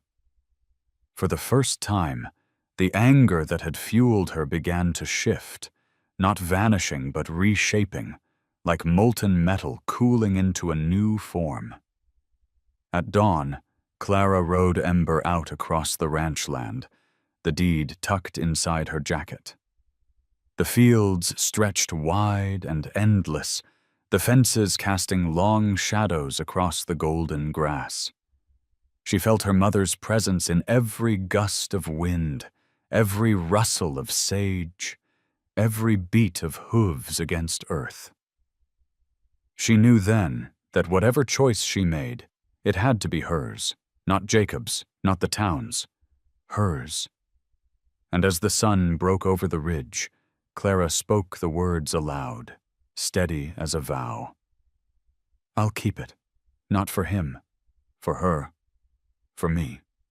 Ember tossed his head, the blaze catching the light like fire, and in that moment Clara felt the choice settle deep inside her bones. She would not walk away. Not this time. The old auction barn smelled of sawdust and sweat, as it always had. But something felt different as Clara pushed open its heavy doors. Light filtered through the gaps in the roof, streaks of morning sun cutting across the floorboards that had witnessed generations of sales, bargains, and betrayals. Now those same boards would hold something else. Her return, her declaration, and perhaps her reckoning. Black Ember followed close at her side, his hooves thudding softly on the dirt-packed ground, his head held high, ears twitching at every sound. Word had already spread. By the time Clara stepped into the center of the barn, faces filled the bleachers, men and women drawn by curiosity or loyalty, others by anger and suspicion. Some had come because they wanted to see her fail, others because they sensed something was changing and wanted to witness the first crack of the earth beneath their feet. A hush fell as she stood there, her crimson scarf wrapped tight at her throat, her back straight as steel. Jacob Rourke was already there, leaning against the same rail where he had once commanded the crowd with pride. But his presence was no longer the same. His shoulders stooped, his face drawn, his voice absent. He looked like a man hollowed out by truth. Even so, his eyes followed Clara with an intensity that refused to fade, a storm still burning behind their tired surface. Clara laid a hand on Ember's neck, steadying him, steadying herself. When she spoke, her voice was not loud, but it carried. It threaded through the rafters and reached every ear. "I didn't call you here for business. I didn't call you for show. I called you here because silence has ruled this barn too long." A ripple moved through the crowd. Some leaned forward, others shifted uncomfortably, their boots scraping the boards. Clara's gaze swept across them, catching familiar faces. Men who had bought and sold under Rourke's command. Women who had watched Mary Bennett walk away from town with her head high, but her heart broken. "My name is Clara Bennett," she said. "Some of you knew my mother. Most of you ignored her. But you will know me. Not as a stranger, not as a ghost of the past, but as the one who carries the truth you chose to bury." Black Ember tossed his head, snorting loudly, and the sound struck like a hammer blow in the silence. Clara pressed her palm to his blaze and continued. "This barn was built on more than cattle and pride. It was built on secrets, on silence, on a man's fear." Her eyes flicked toward Jacob, who flinched but did not move.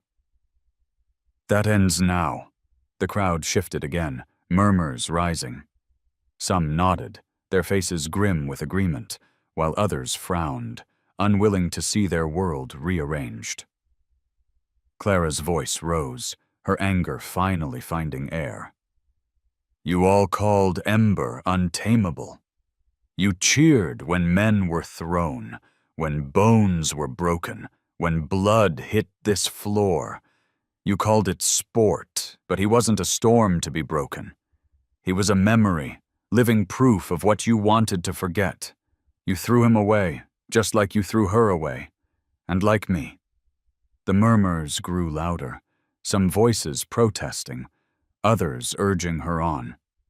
Irene Kavanagh wiped at her eyes with a handkerchief, muttering to the woman beside her, "Lord help us. She's right."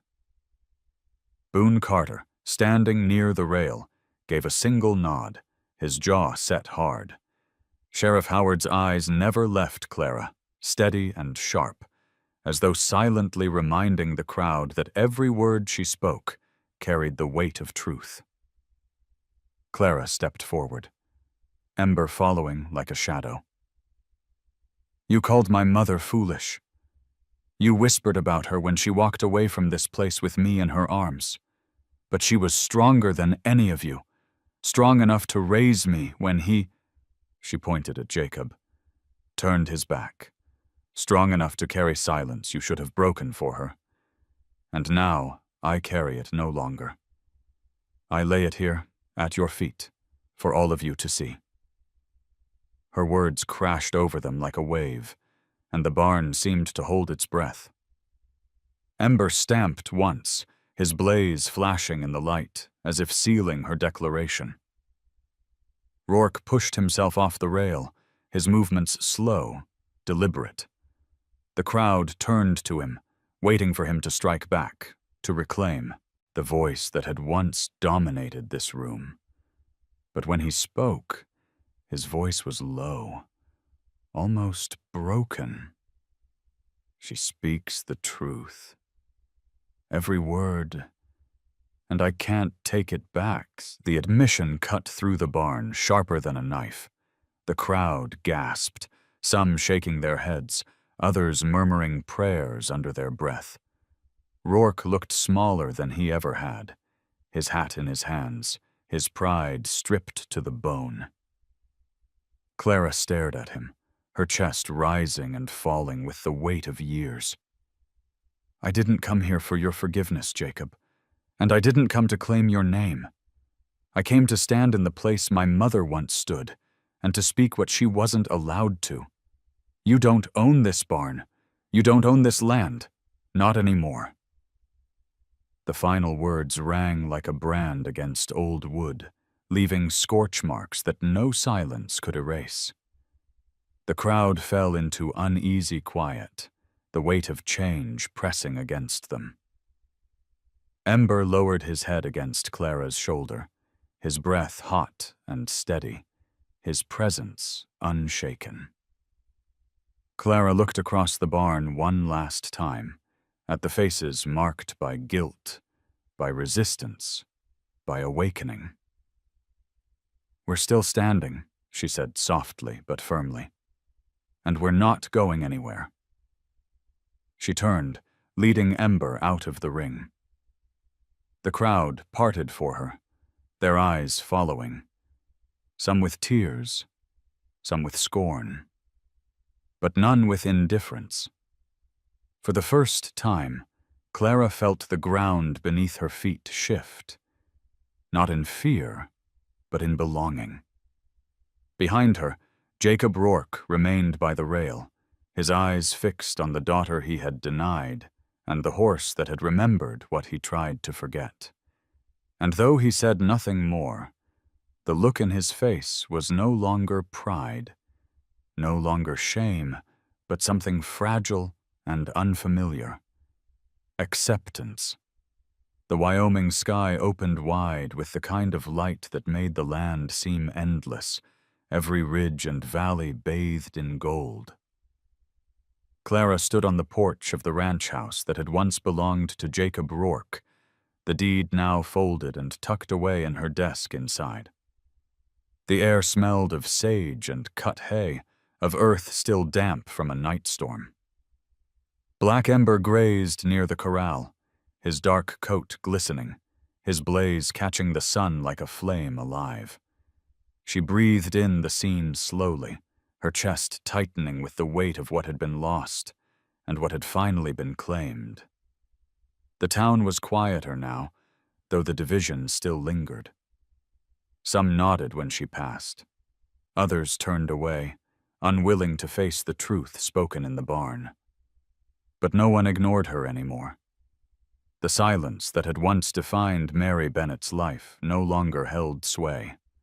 Clara had broken it, even if it left the town unsettled, even if it left wounds raw and gaping. Truth rarely healed clean, but it lived, and that was enough. Jacob Rourke came often in the days that followed, though always with the caution of a man approaching a door he wasn't sure he could open.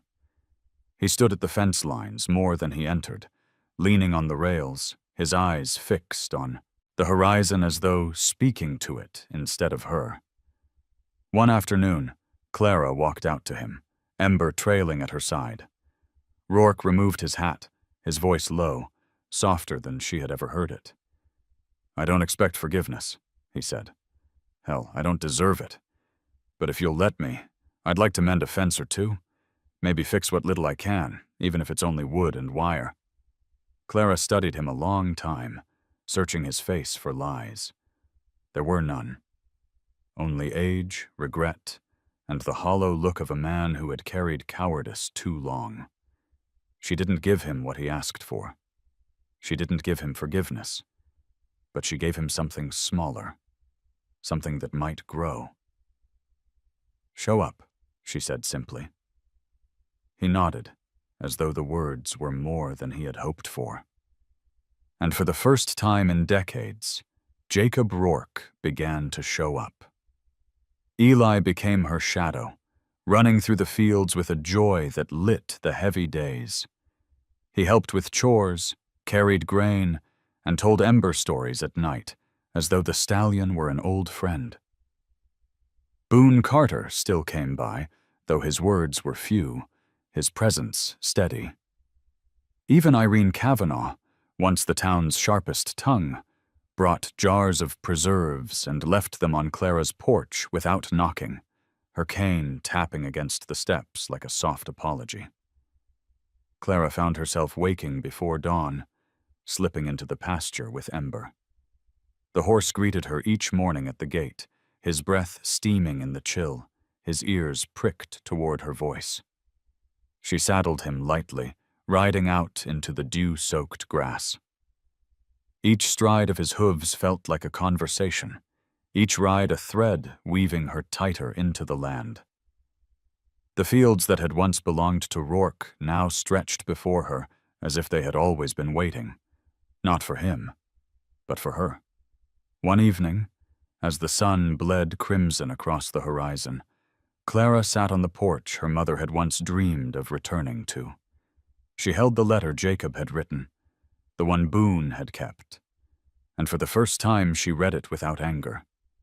She still hated the weakness in it, the cowardice.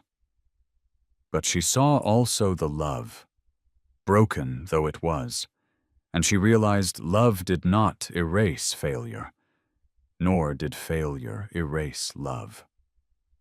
Her mother had carried both, and now so did she. Black Ember grazed nearby, his silhouette strong against the fading light. He raised his head, ears flicking as if sensing her thoughts, then trotted toward her with a freedom in his gait that no rope could ever break. Clara stood, meeting him in the yard, pressing her forehead against the blaze on his. His breath was warm, steady, and in it she felt something new. Not just memory, not just legacy, but belonging.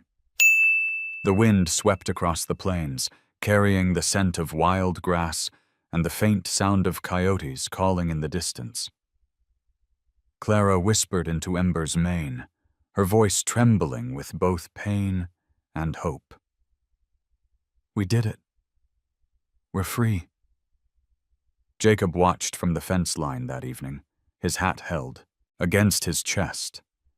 He did not speak, did not intrude, but for the first time in his long, pride-choked life, he looked not like a man guarding what was his, but like a man who had finally understood that nothing truly belonged to him. Clara saw him there, and though she gave him no words, she allowed him to remain. That was enough. The town would take years to heal, perhaps longer. Clara knew she would always carry scars, and so would Jacob. But the silence was gone. The truth had been spoken, and she had chosen to stay. As dawn broke the next day, Clara rode Ember out across the open plains, the horizon stretching endless and bright before them. The wind tore at her scarf, the earth shook beneath the stallion's hooves, and for the first time in her life, Clara felt not like the daughter of absence, but like a woman who had claimed her place in the world. The ranch was hers now, but more than that, it was her mother's legacy, her own fire carried forward. And as Ember surged beneath her, mane whipping, bliss flashing, Clara knew she was not just riding land or memory. She was riding freedom itself. And now, after everything you've just witnessed, I want to hear from you. If this story moved you, drop a simple 0 or 1 in the comments. Sometimes the smallest words carry the biggest voices.